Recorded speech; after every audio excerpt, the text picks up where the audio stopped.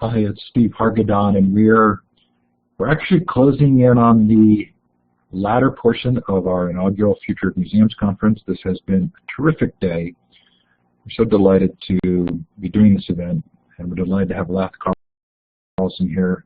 Lath, welcome. Morning, or afternoon, wherever you are. So Lath is the Vice President of Exhibits at the Tech Museum of Innovation. Am I saying your name correctly? Actually, it's Lath, long A. Lath. Okay, well, apologies. We'll do better. The Future of Museums Conference is a collaborative effort thanks to nmc.org, the New Media Consortium, and the Center for the Future of Museums. This is a Learning Revolution project where we bring together different learning professions for these online activities. Please join us. We have about 130,000 people. We run 10 to 12 events a year. It's just a terrific way for those in the learning professions to gather together. This is a chance for those of you who were in the live room to indicate where you're participating from. Look to the left of the map. We're looking for the star icon. Click on that twice and then click on the map. You can put that information as well in the chat. I'm in Park City, Utah. Soon to be driving back to North Carolina. Looks like we may have Slovenia back in the room. Canada, California, Massachusetts, Washington, D.C., Colorado, Virginia. Please keep that information flowing in the chat, although I'm going to move this slides forward to give Lath as much time as possible.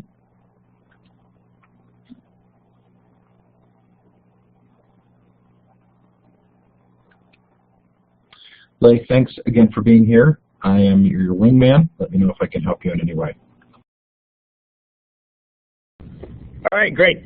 I'm really glad to be here. I think this is an interesting format. This is my first one of these types of conferences, so I'm not used to speaking into my computer and not seeing everyone's faces out there. So we'll see how this goes. I like getting that kind of feedback, but we'll hopefully get some chat going on in the window if anyone has anything they want to bring up. I'll also encourage people to, if you want to tweet about this topic, to use the hashtag Museums 3.0. A few years ago, that had been used for some kind of virtual museum content, but I think it's been pretty well abandoned over the last year or so. So I'm going to kind of try to resurrect it to talk about this idea of museums as resources. So if you want to use that hashtag, you can also follow me at Lath Carlson on Twitter. I started a new account under that name where I'm really kind of tweeting mostly around this idea, so you can follow me there. I am the Vice President of Exhibits and Content Development here at the Tech Museum of Innovation in Silicon Valley, San Jose, California. Also the Western Regional Representative for the National Association for Museum Exhibition, the publishers of the journal Exhibitionist, and I encourage you to all subscribe. You can get the link through AAM. You do not need to be an AAM or NAME member to get the journal, so I recommend people check that out. In addition, I am a Noyce Leadership Institute Fellow for the final cohort, Cohort 7, this year. So that's some of what I have going on. This is, I think, my 23rd year in the museum field, and I'm busier than ever, and that's a great thing. It's a fun place to be. So we're going to take a little bit of a broad view to start off this conversation. So let's see how I can, there we go. You should see some arrow buttons right above. There you go. I think I found it. All right, so just to give us a broadest perspective, about 45 years ago, actually I think the anniversary was the 20th, so 4 days ago, was the 45th anniversary of Apollo 11 landing first 2 humans on the moon, taking this little footprint amongst other things. And then that was just celebrated recently, and then less than a year later, there was a third mission that was supposed to be going to the moon on Apollo 13, which actually, looking back, is pretty incredible that within the span of a year, they had planned 3 lunar missions. On Apollo 13, as many people may know, things did not go quite as well as on Apollo 11. So they ran into this little issue where when they were on the command module, doing a little stir of a tank, and there was a wire that had gotten a little bit frayed. It caused a small explosion, and all of a sudden, a mission that was supposed to be, at this point, almost getting kind of routine of landing on the moon turned into more of a, really a task of survival and how to get these 3 astronauts back to Earth. So it was this really interesting situation where they had to figure out, using only what was on board, both the lunar module and the command module, how to keep these astronauts alive until they could re-enter Earth's atmosphere. And most of you have probably seen the film where it really kind of dramatizes these events. But really the key issue was they were able to retreat into the lunar module, but they did not have enough oxygen to last, and they needed to figure out a way to take what was the CO2 scrubber and make it work with the cartridges that had been designed for the command module, make them work in the lunar module.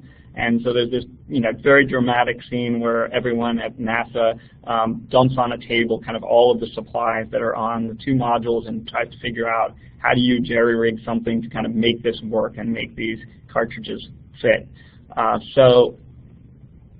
Sorry, I'm just looking at a note here. I'm hoping people are not seeing a blank screen, but I did just see a note there about that.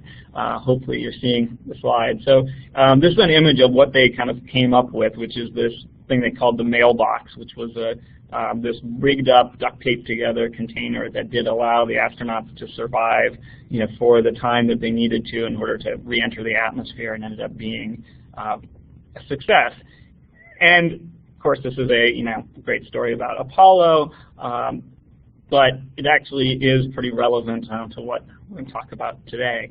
And this relevance was really brought home just the other day. I was talking to NASA's current lead for planetary sustainability, which I think is a fantastic title, because it's talking about multiple planets, so not just sustainability on Earth, but planetary sustainability. This guy's name is John Chambers. He's at NASA Ames here in our area. And he was talking about something that they have called the Closed Loop Living Initiative. And the idea is NASA's looking at the technologies developed for space exploration and how they're thinking about that in a fairly closed loop system. Pretty much everything you take into space is the things that you need to survive. You really can't get much from the places you're going. If you're in space, you really can't get much. If you're on Mars, you're pretty limited, or on lunar surface, to what you can get from that environment. So you really have to take it all with you and recycle it all, reuse it.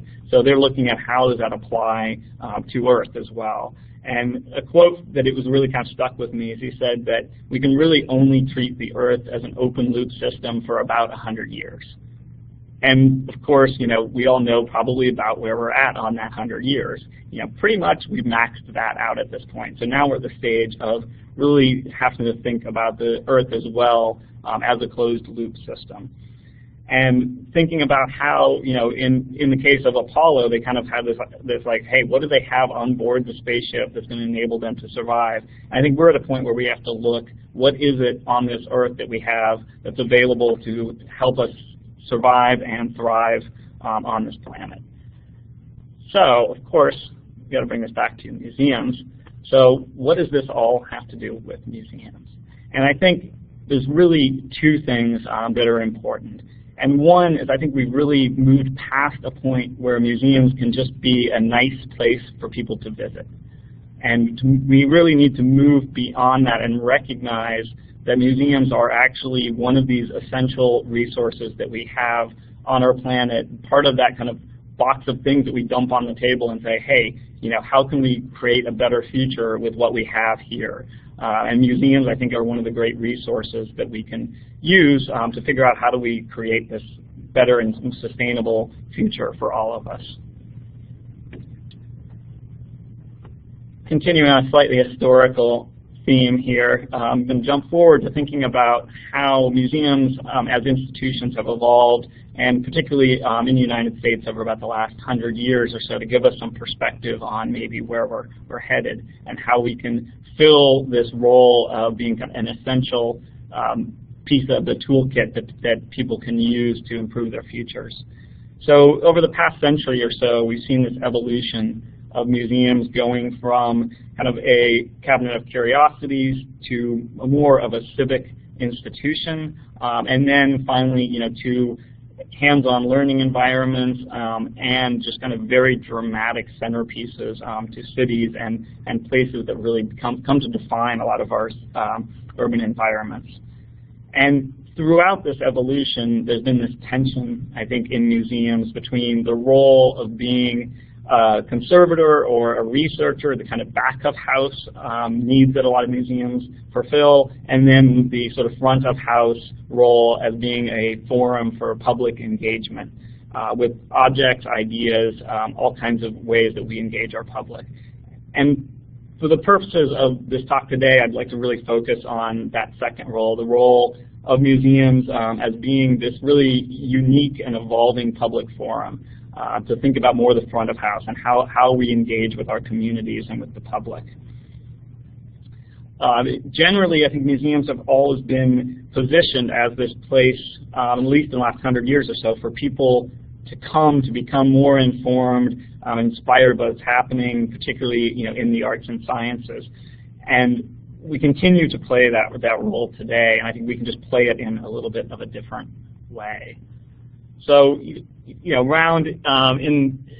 throughout the last few hundred years or so in various countries and periods, we've had people that have really been focused on just collecting these interesting things and then starting to make them available to the public through these cabinets of curiosities or curiosity rooms or some of the earlier museums that were publicly available. And often the visitors to these institutions really saw these things and just kind of had a response of amazement and wonder without really digging into what was behind what they were seeing so much. So it gave them kind of these glimpses into what may be a phenomenon in the natural world, or giving them an insight into another culture or a historical period, or maybe an incredible work of art that they see. But it was really just about the object on its own. Then we see this transition as more civic and civil institutions are built. Most of the cities started building these museums to really be a showcase for some of these collections that started more informally or through university collecting and other things that were happening, particularly in the early 20th century. And what they brought to this really was the idea of kind of grouping these artifacts in themes. This is an image from the Wagner Free Institute of Science in Philadelphia, which remains largely intact to this day in this style of display cases, with things arranged in a kind of taxonomy with some accompanying explanations. And that was really the kind of the piece that came at this era, was the idea of interpretation and explanation of these artifacts and objects, and giving the visitor some context to put them in.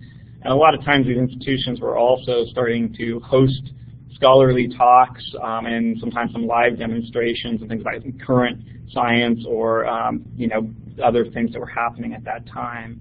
We also saw at this time some of the institutions like the Franklin Institute in Philadelphia or the Museum of Science and Industry in Chicago starting to do some of these hands-on exhibits with things like a differential from a car that you might be able to put your hands on and twist it and see how the gears work and get a small amount of understanding of that through that interaction. And then we kind of forward a little bit to 1969, which you might be able to tell the era from this photograph. So this is the Exploratorium, circa 1969.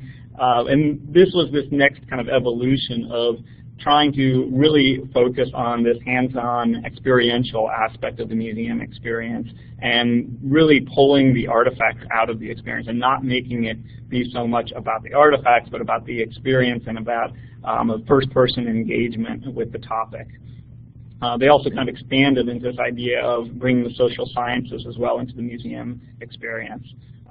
And actually the trivia question here will be who can actually identify who that girl is. I'll give you a hint. The guy with his arms crossed in the background is a Secret Service agent.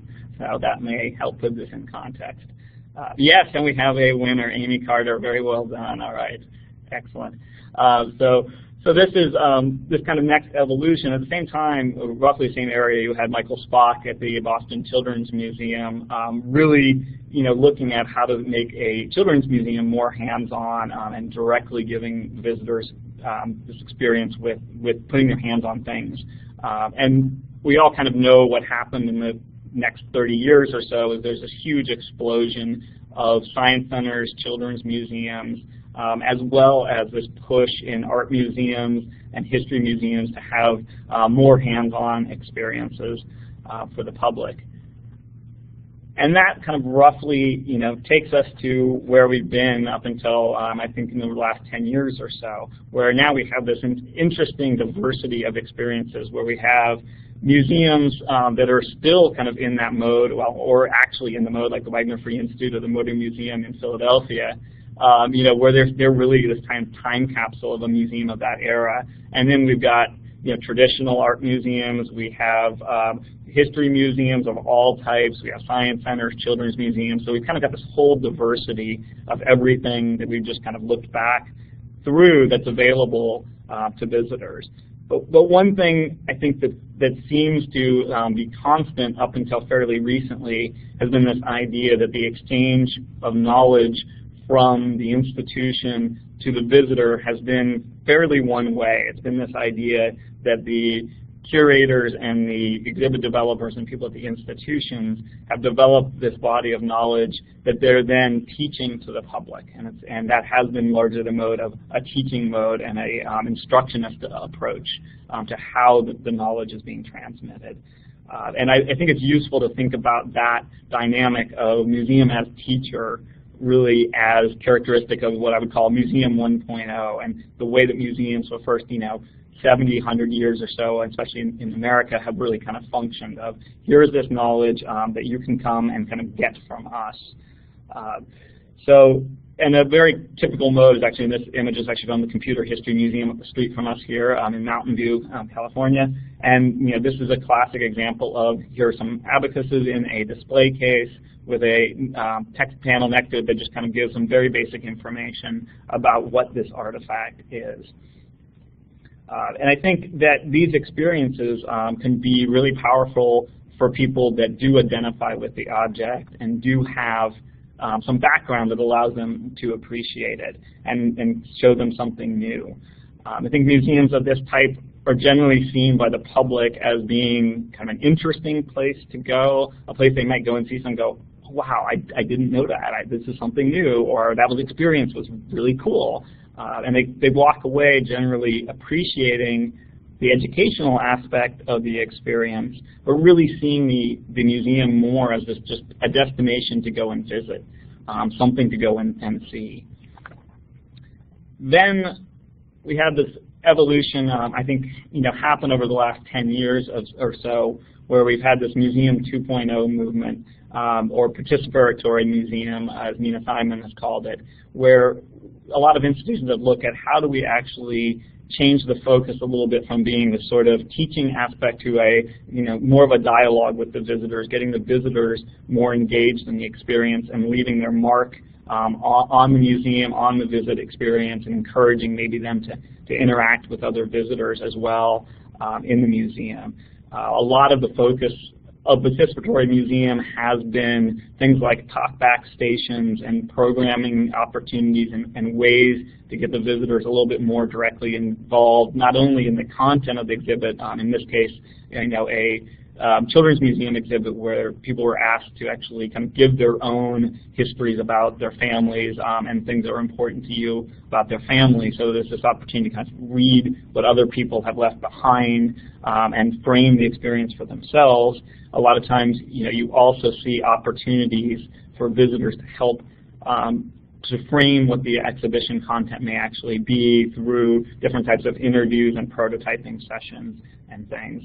And I think that the adoption of these approaches have done a really good job of giving visitors a more personal connection to the content and with the institution and with other visitors to really feel like they were kind of part of the experience more so than just being kind of a passive viewer of what someone else has put forth. And the other, I think, important thing that this Museum 2.0 movement has pushed along is the erosion of institutional dominance of content and opened up a lot of opportunities for more alternative narratives and perspectives to come into play. And you see this as well with some of the kind of unsanctioned and unofficial museum audio tours or blogs or all kinds of content that's kind of developed by and people outside of institutions about an institution that gives people a different way to view it. There are also some institutions that really embrace this themselves. In, I think it's North Carolina, Tryon Palace, where they have a tour that you can take from various perspectives. So it really gives you the sense of different viewpoints on the history, of what happened in that particular institution. So there's some interesting things happening, where institutions are actually really kind of embracing the idea of not being the ones to really have total control over the content. And I think naturally we're seeing this now move forward into its kind of next evolution, which I would call Museum 3.0 or Museum as Resource. And this is what happens, I think, when you really kind of keep pushing on this idea of inviting visitors in and appreciating that they have a very large role to play in the institution, and actually the institution is really there for them, and pull them in and look at what they need from the institution. And in order for the institution to be a vital resource for the community, we've got to get it past just kind of this 2.0 dialogue and actually bring people in to our institutions and actually collaborate with them on what the institution should be, what should we do with our spaces, with our exhibits, with our artifacts and collections, and really own this idea that we're holding these things more in trust for our visitors than that we're an institution that exists kind of on our own.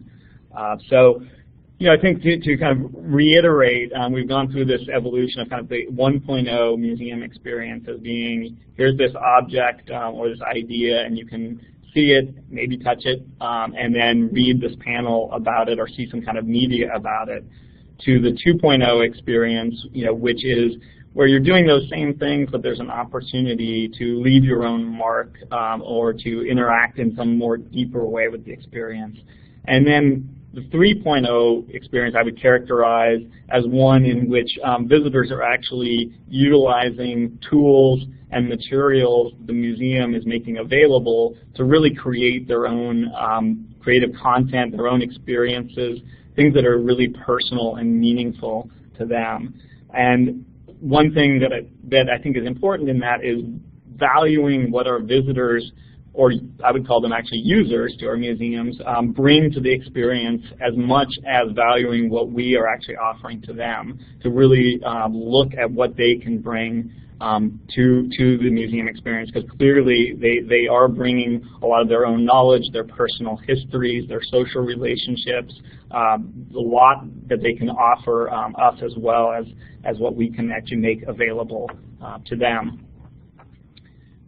Another key aspect, I think, of the 3.0 experience is the idea of it being user-directed and project-based, and the idea that they're choosing, to how they want to engage with our spaces. That we're not just saying, here is the path that you must take through this exhibition, and then being discouraged when they don't take that, but understanding that they're going to come and use the institution how it's meaningful for them and how they want to use the institution. And looking at how can we provide experiences that actually help them build their own skills and their own learning in ways that are meaningful to themselves.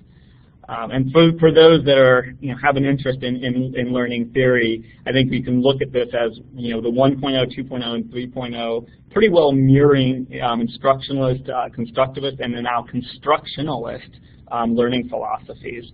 And for those who aren't familiar with constructionalist learning philosophies, I recommend taking a look at Seymour Papert and some other folks that have really done some great work in that area of looking at how it is through the process of people actually building and creating knowledge is constructed. So that's my whirlwind tour kind of the evolution and history of museums in 10 minutes or so.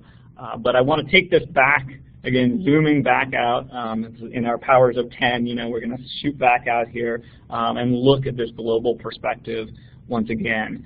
Because this really, I think, gets at why it is that we need to evolve beyond just being a nice place to visit to actually being a vital resource in our communities. And I think we really need to do that because we actually have some pretty big problems that we have to face on this earth.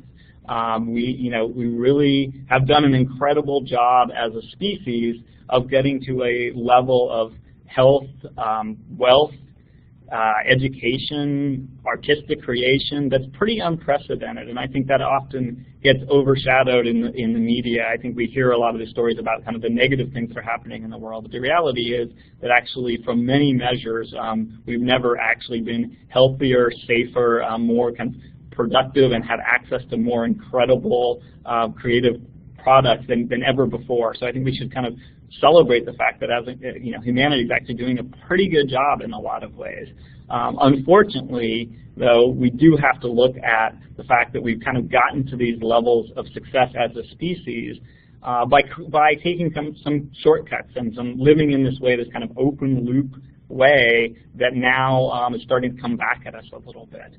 And I see somebody wanted to actually, sorry, I will take a step back. I got a note here. I am trying to read these as I'm talking. So the learning theories I was talking about were instructionist, constructivist, and constructionalist. So they're a little bit of a mouthful, but that's the three that we're talking about. But getting back to kind of these challenges that we have, really, I think that in living in this open loop kind of fashion, we're now realizing that with advances in health, that really, we're now having seen this incredible expanding global population. If you look at the proportion of people, under the age of 20 or even under the age of or 30 in the world, it's a huge part of our world population now, and we are going to see how these expanding world populations really start to cause some significant pressure on our environment, as well as a lot of the prosperity that we've seen economically in the world actually has come from using non-renewable resources or from doing things in a way that's ended up polluting our environment fairly significantly.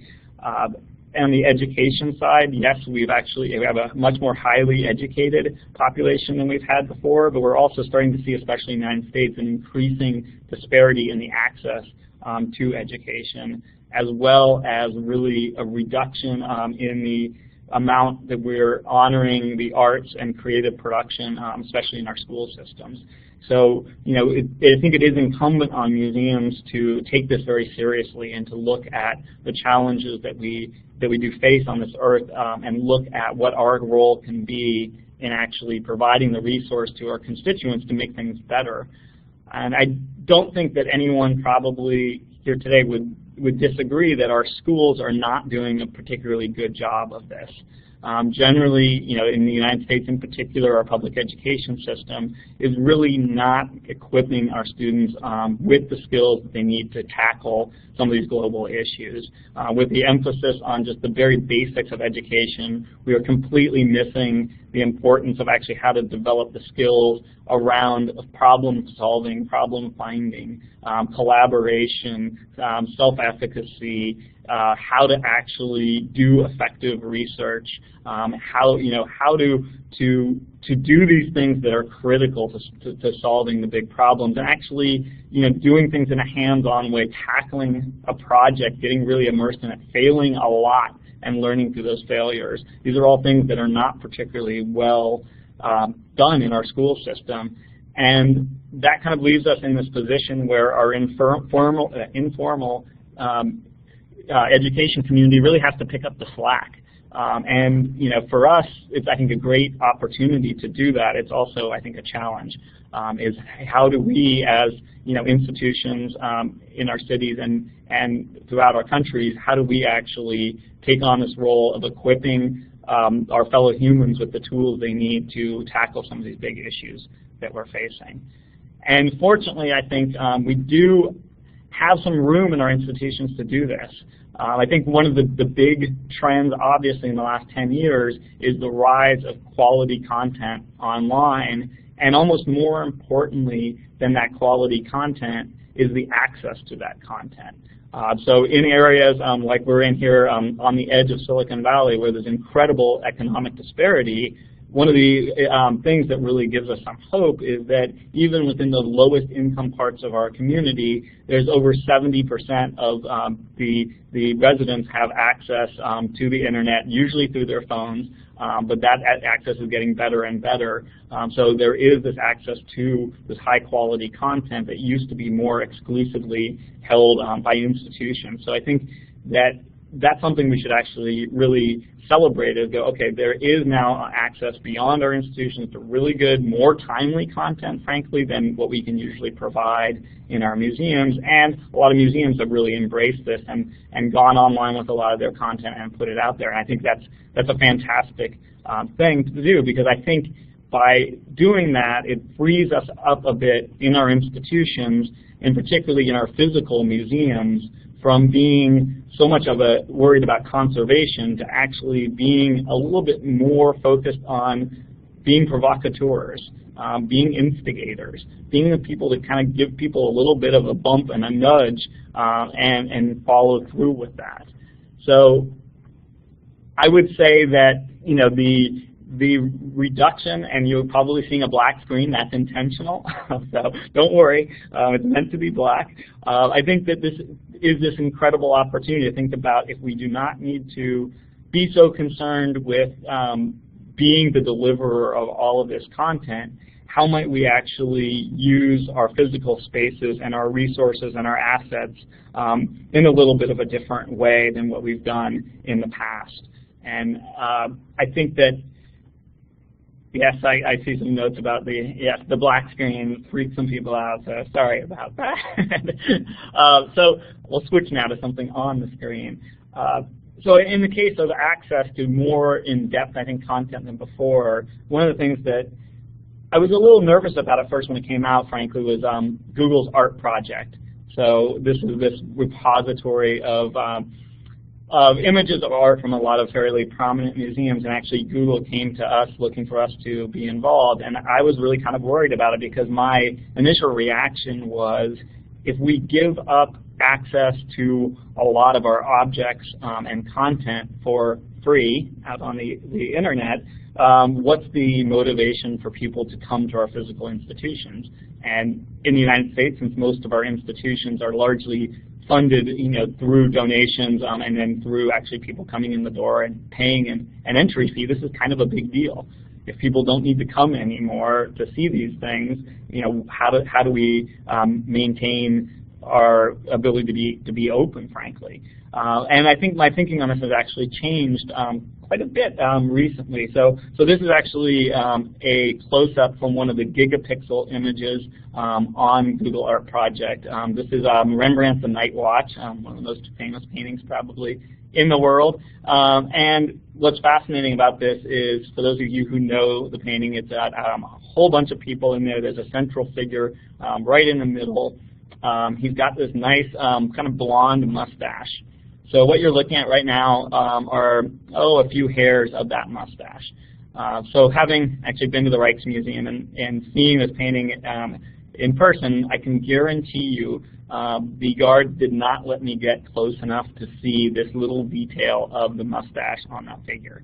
And I think that's one of the sort of unrealized powers of putting content online, is the ability for people to see it actually in more depth and detail. And actually, what I'm really interested in is how we can even go beyond that and start to show through, you know, X-ray technology, other types of scans and things of images and artifacts, actually giving people access to these artifacts in a way that's completely impossible in the museum, normal museum context. And then thinking about how do we even layer that back into the museum experience. And, you know, I can imagine actually standing in front of Night Watch, you know, with my phone out and being able to zoom in and see these details, or maybe even see, you know, images that show me how the layers of paint were put on the painting and the revisions and things that happen. So I think that incredible layers of content and depth are pretty amazing capacities of projects like this. And I think that, you know, museums should really look at how do we leverage access to this content along with location-based services and things like that to put in people's hands while they're in our institutions, but take that burden more off of us and off of our curators. Start to go out there and see what other things people are doing, just point people in that direction. And that's certainly something at our institution that we're doing. Now, I must admit that we did not sign up for Google Art Project, mostly because we don't actually have any artifacts. So I'm oddly at a museum now that we don't have collections. So it wasn't really pertinent to us, but I do embrace it more than before. And I think the reason why I'm embracing it now is because I think that by turning this stuff over to these much more broadly accessible resources, we can actually free ourselves up to think about how we might use our physical spaces and our assets to really deeply engage our communities in experiences that have the potential to be very transformative for them. So not just an experience where they're coming to visit us and to see things, but an experience where they're coming to do something that they're interested in, to improve their skills, to meet other people, to see the world in a whole different way, and actually be changed by that experience. And I think that that's an incredible opportunity that now we have, because we're not the only place that you can go and see these important artifacts.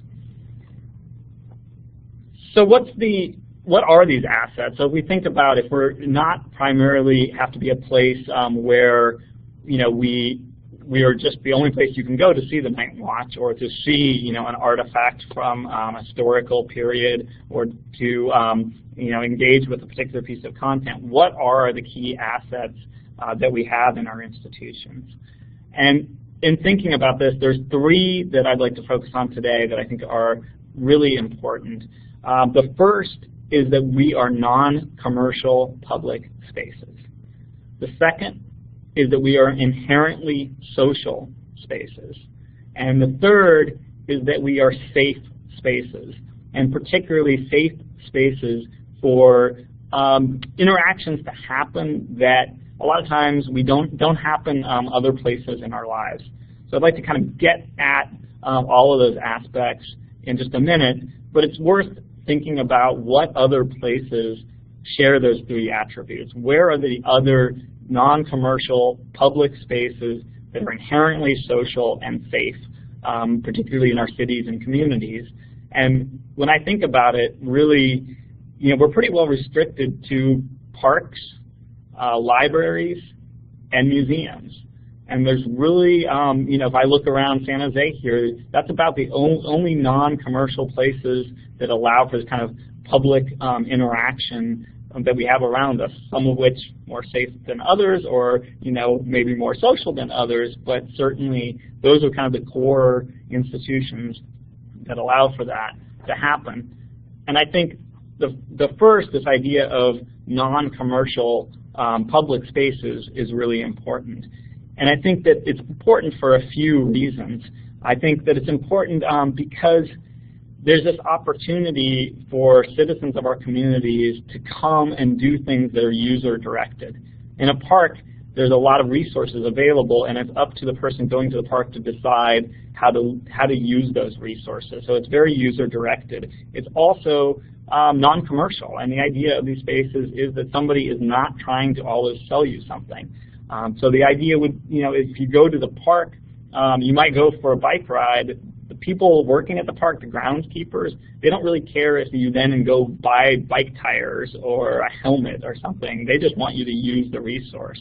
The same way that in a library, I might go check out a book on gardening, and the librarian doesn't really care if I then go and buy a shovel or irrigation equipment or something.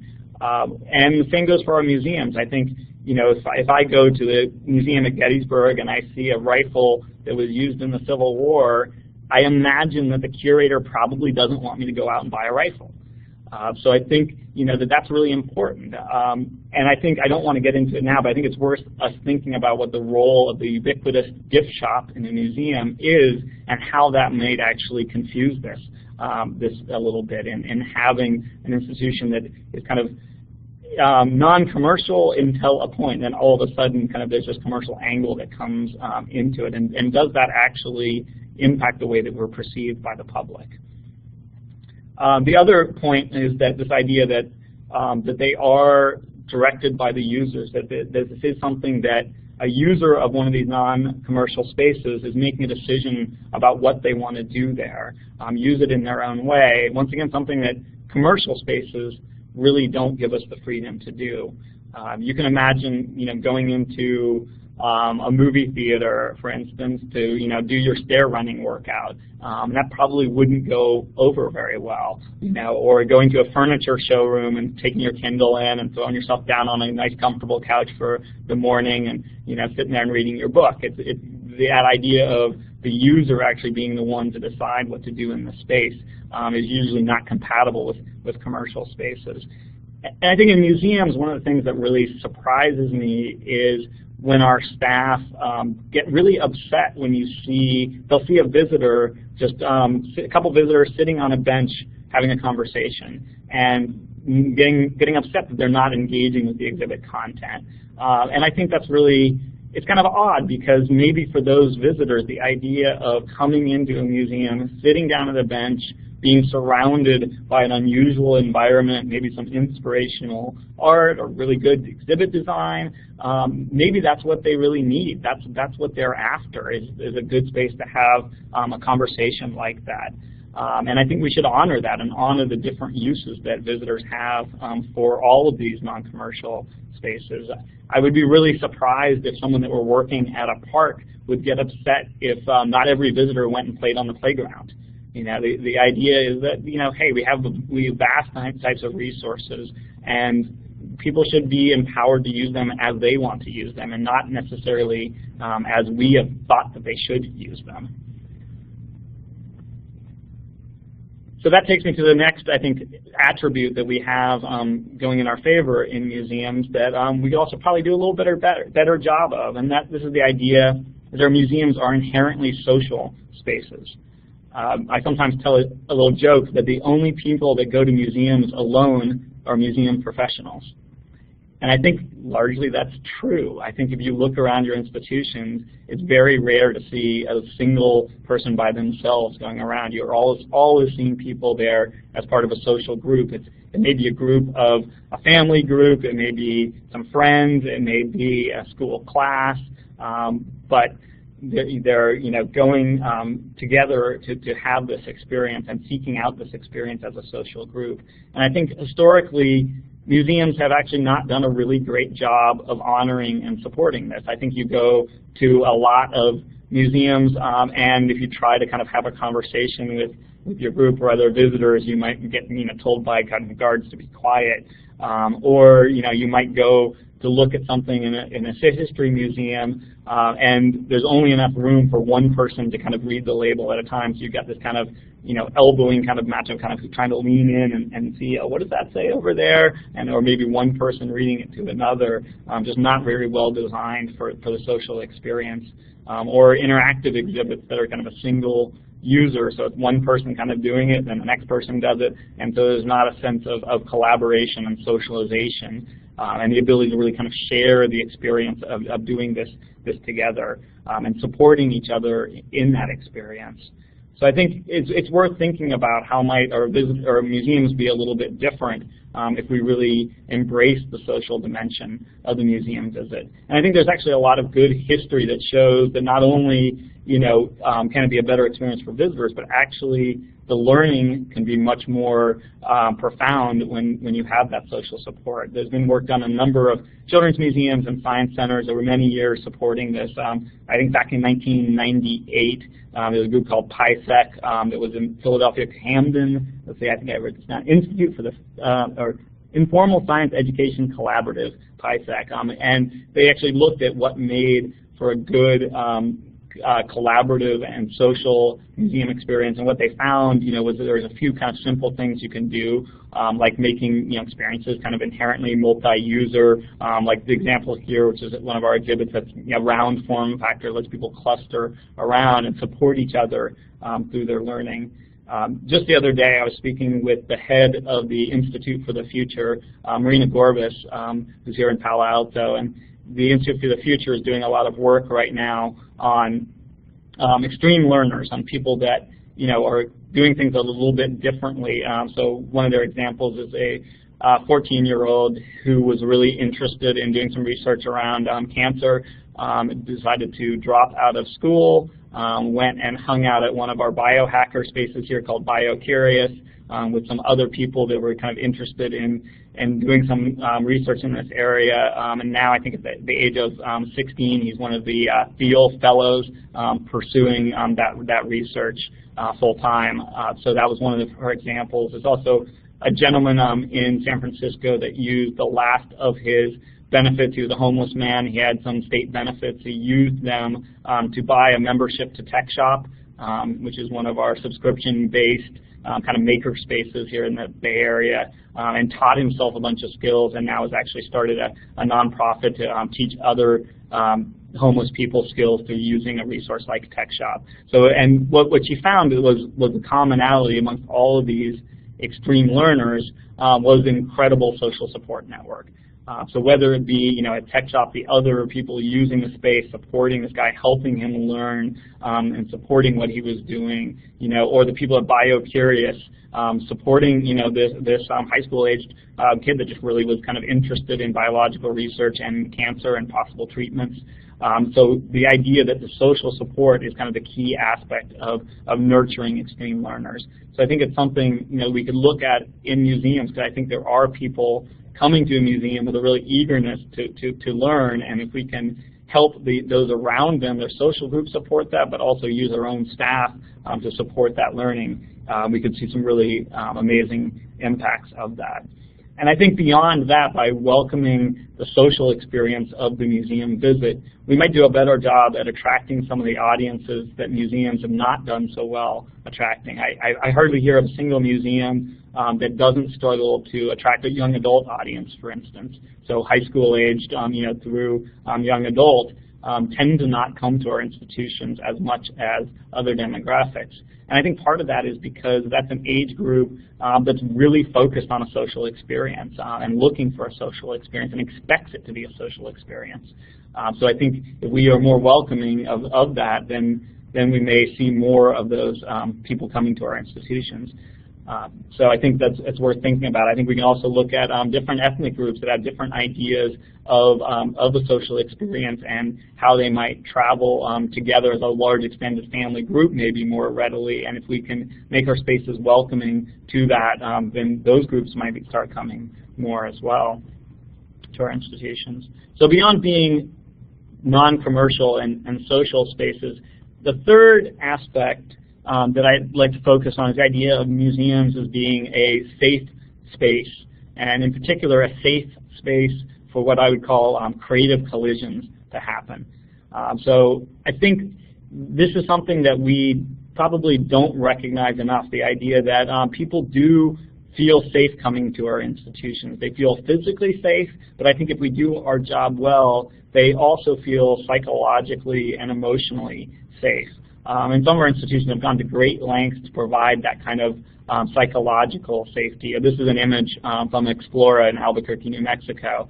And they've done a lot around creating these kind of beehive, kind of honeycomb structures almost, and even these kind of ceiling elements that you see going over the top, all with the goal of creating a psychologically safe environment for visitors to try things they may have never done before. This is primarily a science museum, so there's a lot of opportunities to kind of do hands-on things in science that most of their population does not have experience with.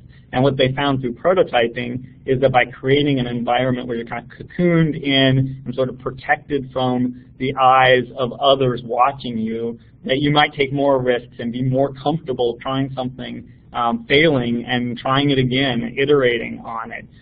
So I think it's really worth us thinking about when we are encouraging our visitors to do something that's new to them, how do we make the space that they're doing that and the environment welcoming and psychologically safe. And also giving them opportunities to feel like it's okay to interact with strangers and with people that are maybe not a whole lot like them.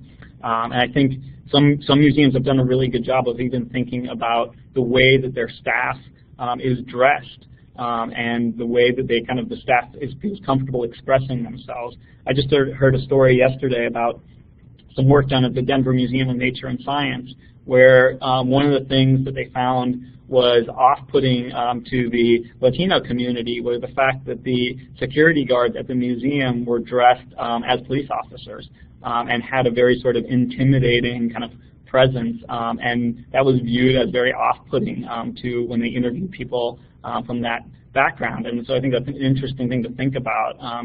Think about when we make our staff kind of wear uniforms and cover up tattoos and kind of conform to our particular idea of what they should look like and what a professional appearance looks like, may actually inadvertently be making our visitors actually feel kind of uncomfortable, self-conscious, and even unsafe in our institutions. One of the quotes that I really like is from Jane McGonigal talking about first-person shooter video games. She has a book called Reality is Broken about video games, and she has a quote that says, "Don't shoot people while they are learning." And she's saying this in reference to the first level of these video games, the idea that when people are actually trying to figure out kind of the mechanics of how something works, don't shoot at them. Don't put them under distress. Don't stare over their shoulder. Don't kind of make them feel intimidated by that. And so I'm sorry, all of a sudden something popped up on my screen. I'm back. So I think that that's important for us to understand, is when we're asking visitors a lot of times to do something new to them and make them feel safe while they're doing that. The other piece of this that I think that it offers our visitors, if we make them feel safe, both physically and psychologically, it gives us an opportunity to take advantage of their openness then to interact with other visitors in an interesting way. So the idea that we can that they actually would talk to someone they might not normally talk to, have a really interesting conversation with them. So I'm actually seeing that I am actually going more slowly than I had planned. So I'm going to accelerate just slightly here.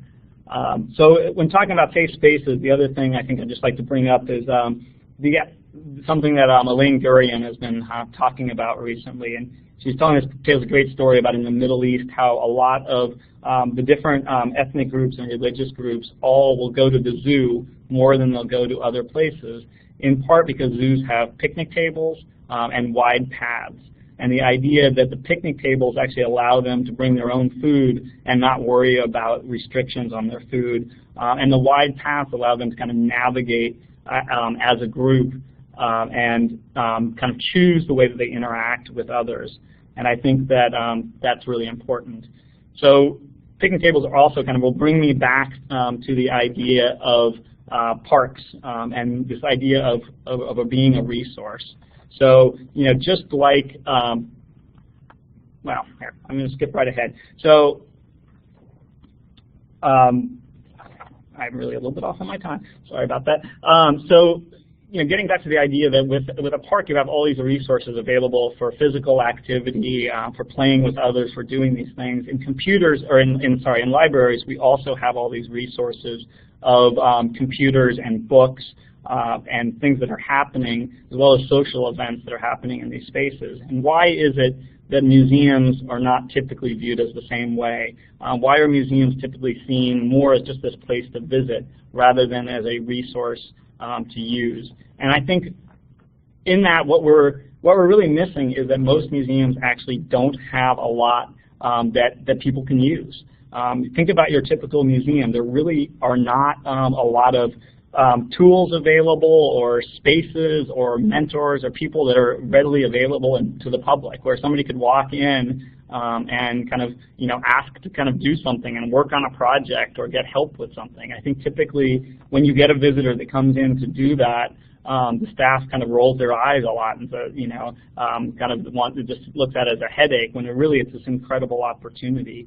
Imagine if we were really able to have our community come in and really develop their skills, develop things that they want to work on in our institutions. And I'm going to just jump right ahead. And I think a really good model for this, obviously, is children's museums. I think children's museums do a really good job of creating this safe space for children to come along with their adults. They can socialize, they can take risks, and they can try out new things as they choose. And I think the rest of us can look at that and go, how can we be more like children's museums? And I think it's also worth noting that children's museums also tend to have very large member bases and actually can be sustainable even as a for-profit institution, which many of our other institutions cannot. And I think it's because they are very much valued by their communities. So a way to start doing this is to think about what we have available that we can put out there for our public to use. And there's some great examples of museums that are playing around with this. The Glasgow Museums, they're doing some interesting work. This is one of their artifact loan kits. So they're actually taking some of their artifacts and making them publicly available. They take the attitude their artifacts are actually held in trust for the public. So they're letting the public come in, check these kits out, actually explore the artifacts on their own. Here in San Jose, our Museum of Art has a gallery where they're linking artworks to creative opportunities for play, primarily for kids, but also for adults to connect in to those artworks. You're also seeing institutions taking advantage of skilled staff and actually using their staff to do much more front of house. How can we get our scientists out training people as citizen scientists, or people looking at teaching artistic process, or teaching research skills. And a great pathway to figuring out what our public really would like us to be as a resource is simply to ask them and keep asking them, and ask them kind of everywhere. So ask them in your museum, ask them in the grocery store, ask them in a park.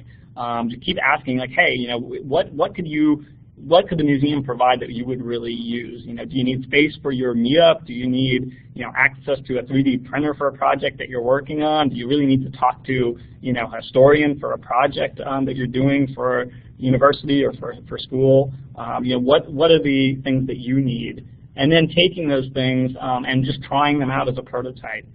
This idea, what we call the minimum viable prototype. So what's the easiest possible kind of thing that you can put together to try out and see how the public responds? This is a picture from one of the meetups that we hosted. This is the Quantified Self meetup. So these are folks that are really interested in self-measurement and tracking of their kind of health and wellness. And we just said, hey, why don't you guys come in and do a meetup here in the museum and see what happens. End up being a great experience. We're actually now opening a permanent exhibition on this topic in just a couple months. So you'll never know kind of where these things spin off and what they become. And a prototype can really be just about anything. It can be taking one of your botanists to the farmer's market and having them do a tour of the farmer's market, or doing some classes in your art museum on using processing as a tool for creating artwork. Getting a 3D printer and putting it up in a historical institution in front of some old printing presses and things, and talking about the evolution of technology. So just trying things is a really, really just important thing to give us ourselves the freedom to do that. These are our institutions. We should be empowered to experiment with them and try new things. So I'm going to just end on one final note, and the final note is that the good news is that I think that we know that when people come to our institutions, they're really eager to learn new things. They're really open-minded. They're often coming with a supportive social group, and they feel pretty safe in doing something they haven't done before. And I think really all that we need to do is give them a little shove into a new topic or into an artifact, or maybe bump them into another person and then see what comes out of it, and support what they want to do with that.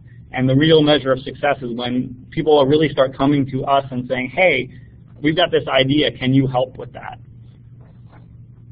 So that is about all that I have time for. Nice job. Would open it up for questions, and also we can continue the conversation on Twitter as well if you would like. Yeah, in deference to the next set of presenters, we're going to have to close, but I'm clapping for you, Lath. I hover over the smiley face and I go down to the hard to find applause button. That was really terrific. Hashtag Museums 3.0. Hopefully hashtag Museum 14 as well. Thanks. Thank you. So the way this works is I am going to turn the recording off, and then we have to bump you all out of the room for the recording to process. The recording will go up in about 10 minutes. The YouTube version takes a couple of days. Thanks, everybody. Thanks, Lath. Bye now. All right, thanks, everybody.